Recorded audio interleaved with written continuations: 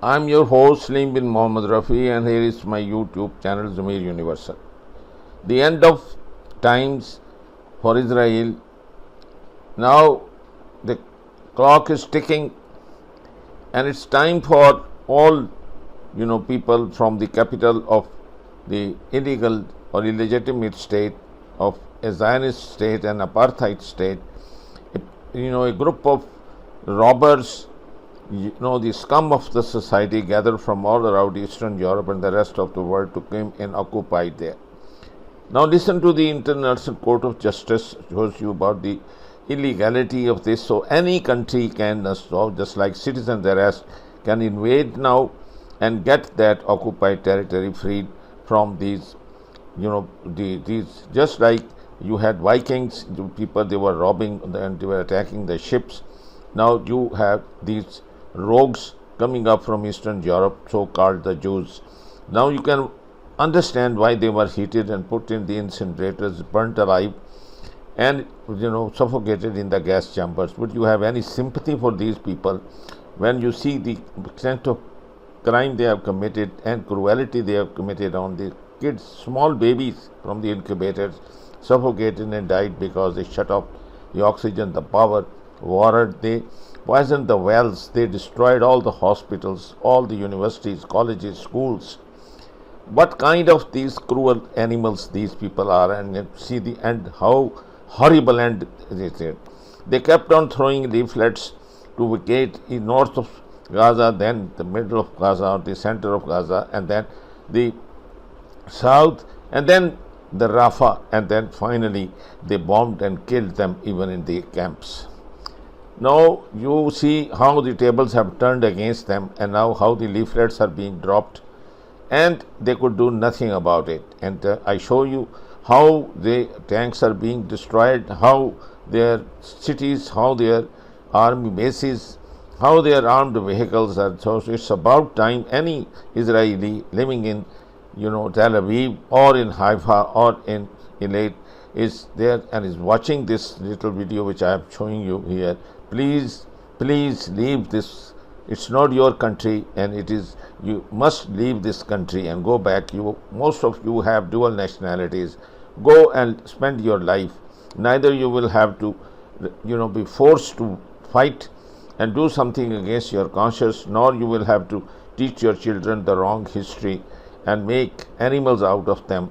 So you just get out of this place before you are all eliminated and killed. Even those trees which have been prophecies that if you hide behind them you may be saved, but instead of hiding behind those rocks and those trees, get out, because then it's the time now. And you see how these leaflets, and I will play those little clippings for you so that you can see what I'm saying is for your good. इमारत अब ढेर होने जा रही है और ये कब्जा अब खत्म होने को है, ये इब्लीसी निजाम अब खत्म होने को है। नाज़रीन, हर तरफ से इसराइल के खिलाफ एक्शन हो रहा है और अभी तारीख का सबसे एक बड़ा एक्शन हुआ है। 75 साल तारीख में ये पहली बार हुआ है। नाज़रीन, आलमी अदालत का फैसला आ गया है और आलमी अदालत ने इसराइल को एक काबिज रियासत करा दिया है, बल्कि इसराइल को कोई रियासत मानने से इनकार कर दिया है और इसराइल को एक अपार्थाइड स्टेट जो है वो डिक्लेयर कर दिया गया है। ये फलस्तीनियों की 75 साल जिद्दोजहद की सबसे बड़ी फतह है। उनकी जो अकड़ वाली नाक है वो तोड़ दी गई है। फ्लायर भेजे गए हैं, फ्लायर फेंके गए हैं तेल अवीव के अंदर। अंदाजा लगाइए ये सूरत हाल और जमीनी हकायक किस तरह से बदल रहे हैं। तेल अवीव में यमन ने फ्लायर फेंके हैं कि यहां से इवैक्यूएट कर जाएं, यानी वो फ्लायर जो इजराइल गजा में फेंकता है कि इस इलाके से इवैक्यूएट करें तो वहां पर चले जाएं, वहां से इवैक्यूएट करें, मतलब जुल्म की वो इंतहा होती है। तो यमन का अच्छा एक एक चीज का बदला लिया जाएगा। तो उन्होंने वहां पर फ्लायर फेंके कि चूंकि ये एक ऑक्युपाइड एरिया है तो हम अब इसको आजाद करवाने के लिए आ रहे हैं, तो जो सिविलियंस हैं वो यहां से इवैक्यूएट कर जाएं, वरना हम जिम्मेदार नहीं होंगे। जिसने यहां से निकलना है निकल जाए, हम उसको टाइम दे रहे हैं। 75 सालों में किसी मिडिल ईस्ट की रियासत की ये ताकत नहीं हुई, किसी की जसारत नहीं हुई कि वो ये। फिर जो मेडिटेरेनियन सी की तरफ से हमला हुआ है वो भी एक बहुत बड़ी बात होगी। लेकिन अब नाज़रीन हुआ ये है, यमन का एक और कारनामा सामने आया कि यमन ने फ्लायर फेंके हैं तेल अवीव के ऊपर। अब वो फ्लायर सामने भी आ चुके हैं जिसमें ये लिखा गया है कि तेल अवीव को फिल फॉर जो है वो खाली कर दिया जाए। ये इसको आप लिंक करें, जो मैंने आपको एक बात कही थी कि एक्सेसिव रेजिस्टर ने कहा है कि एक एक चीज का हिसाब और एक एक चीज का बदला लिया जाएगा। देखें ना कि इसराइली आर्मी बड़ी ढिठाई के साथ जो गजा के लोग हैं उनके ऊपर ये फ्लायर जारी करती है कि कभी उनको कहते हैं शुमाली गजा से निकलकर जनूबी में चले जाएं, जनूबी से रफा में चले जाएं, रफा से उधर चले जाएं, उधर से उधर चले जाएं। तो ये फ्लायर जारी करना ये बहुत बड़ी बात है। यानी अब इसके ऊपर बात तो बहुत लंबी हो सकती है लेकिन टाइम नहीं है। मतलब आप सिर्फ ये समझ लीजिए कि 75 सालों में किसी के पास ये जुर्रत नहीं हुई कि वो ये फ्लायर जारी करे इजराइल के अंदर कि आप ये खाली करें, और वो भी तेल अवीव उसको खाली करें। यानी एक रियासत है, मिसाल के तौर पे उस रियासत के अंदर कोई दूसरा मुल्क आकर कहे कि आप ये खाली करें इस रियासत को, तो ये कैसा अजीब सा लगेगा, क्योंकि ये पहले कभी हुआ नहीं ना। कभी आपने ऐसे दुनिया में सुना है कि किसी दारुल हुकूमत के ऊपर फ्लायर गिर रहे हो कि ये दारुल हुकूमत खाली कर दें? ऐसा कभी आपने सुना है? तो ये यमन ने किया है। मतलब अब लिंक करें, आलमी अदालत ने कहा यह कब्जा है, तो कब्जे के खिलाफ लड़ना इंटरनेशनल लॉ के मुताबिक जायज है। तो यमन अब उस कब्जे के खिलाफ लड़ रहा है, वो किसी लिजिटिमेट रियासत के खिलाफ नहीं लड़ रहा। ठीक है, तो ये एक बहुत बड़ी चीज है। और यमन अब आगे आगे देखिए कि यमन क्या करता है। Houthi forces have targeted the heart of Israel, specifically Tel Aviv, killing one person and injuring dozens. Now this is big. That's because this is the first time the Yemen-based group has directly attacked a major Israeli city. You see, previously, the Houthis have launched missiles and drones towards southern Israel following the start of the Gaza war in October last year. But this escalation to a major city was unprecedented. And this attack, by the way, coming at a time when Israel is already dealing with the threat of Hezbollah at its northern border, and with other Iranian proxies supporting Hamas intensifying their attacks. The question now is, how did Israel fail to respond to this attack? The Houthi strike hit a building near the beachfront very close to the US embassy premises. The footage that circulated on social media suggested that the attack came from the sea. It did not trigger air raid alarms. But how could that be? Did the feared Iron Dome fail Israel again? The question has Israeli officials perplexed as well. The Israeli military said it was still investigating why the drone did not trigger alarm. Initial reports suggested the aircraft was identified, but sirens were not sounded due to human error. The aerial strike blew out windows of a number of buildings. It damaged cars in the neighborhood near the coastline. People thronged to the area as police helicopters hovered overhead. The strike rumbled through the streets. Shards of the shrapnel rained down, spreading glass shards over a large area. Sleep in the hotel there. I'm listen the boom, very boom, and finish. I live just down the street from where the drone hit, and I was woken up in the middle of the night by just the sound of the boom. I was so confused what was happening, and I went out onto the balcony. I could just hear police and ambulances. There were helicopters at the time. I was just so confused what was happening. There were people running away. It was just this utter state of confusion. The Israeli military and emergency services said that the weapon that struck Tel Aviv was a long-range Iranian-made drone. Israel's chief spokesperson, Rear Admiral Daniel Hagari, said that the drone was an upgraded Iranian-made Samad 3 model. After an initial investigation that we carried out, and from the findings of the scene and on the military systems, it appears that it's an unmanned aircraft of the Samad 3 model. Our estimation is that it arrived from Yemen to Tel Aviv. Samad 3 is an Iranian weapon that's apparently undergone an upgrade to extend the range of the flight. Iran supports, funds and arms proxies in the region, from Gaza, Judea and Samaria, Lebanon, Syria to Yemen, as happened tonight. In fact, the IDF also shared a map of the impact site on X formerly Twitter, saying that the attack took place in an area where Israelis go to work, where tourists typically go to the beach or shop. Following the attack, by the way, the Defense Minister Yoav Gallant met with the military commanders to review the air defense. He emphasized that the country must be prepared for all scenarios. He said, and I'm quoting, "We must be prepared for defensive and offensive actions," quote unquote. The Israeli military has also increased air patrols. In the hours following Friday's attack, sirens sounded repeatedly in areas close to the border with Lebanon. Israeli air defenses also intercepted at least one aerial target that crossed into Israel. Israel's Iron Dome air defense system has largely protected Tel Aviv and other Israeli cities from thousands of rockets fired by Hamas out of Gaza and by Hezbollah from Lebanon. So then, how exactly did this attack by the Houthis catch the Israeli forces off guard? How is it that the drone attack was not intercepted by the Israeli air defense systems? Have the Houthis developed a new weapon, one that can bypass Israeli air defenses? It looks like they could have. You see, during a televised speech following the attack, Houthi spokesperson Yahya Saree referred to Tel Aviv as a primary target within the range of their new drone. Yes, new drone. The Houthi spokesperson mentioned that their new drone, named Yafa, was capable of bypassing Israeli interception systems and could not be easily detected by radars. And if what he is saying is true, then Israel has much to worry about.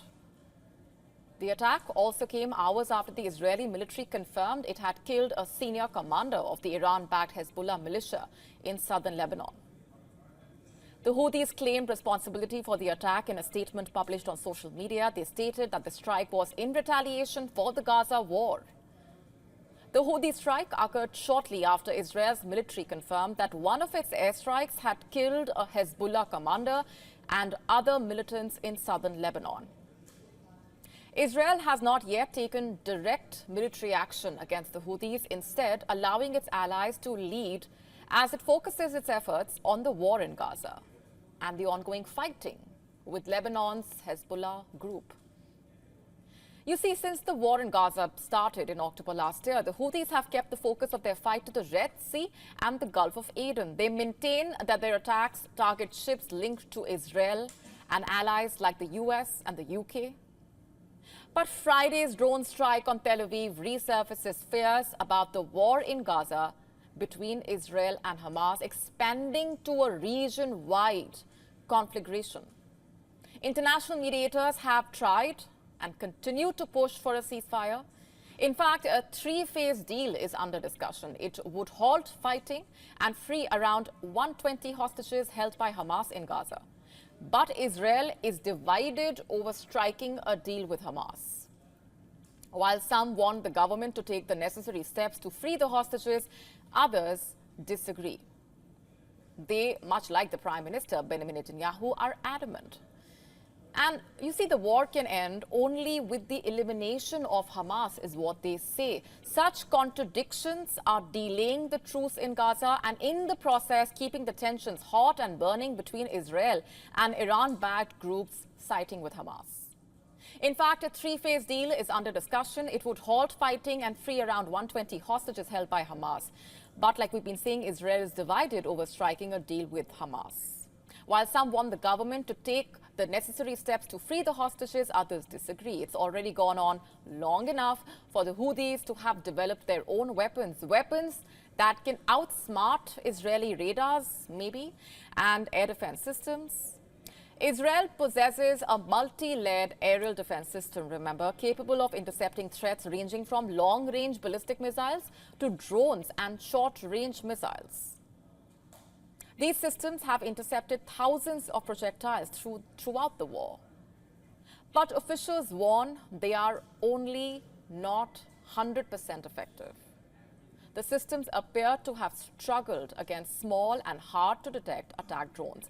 The Houthis seemed to have learned how to exploit Israel's vulnerability, and it's only a matter of time before others do. Can Israel afford a full-blown war across 5 fronts is the question. Can Netanyahu find a way to end the war before it gets too late? We will have to wait and watch. To stay up to speed with the latest news, download the WION app and subscribe to our YouTube channel.